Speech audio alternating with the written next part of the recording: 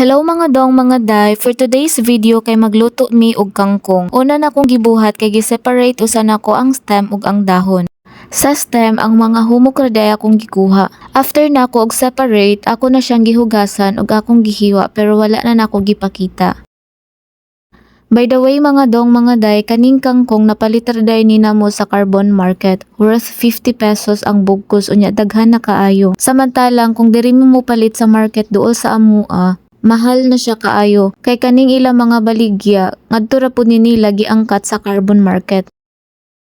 Grabe na jud mga dong mga day, ikamahal na jud ang mga paliton karon. Sa una kaning kangkong amo ra jud ni kuhaon sa hagna, libre na jud amo ang pamahaw paniudto panihapon ani. Pero karon tanan na lang jud paliton. Bisan asa ka mulakaw, di jud pwede nga wa kay kwarta. Sa panahon karon importante jud nga naa tay kwarta. Kay di gyud ko mutuoan ang bahalag saging basta labing. Unsaon man ang labing-labing ug wa tay kwarta?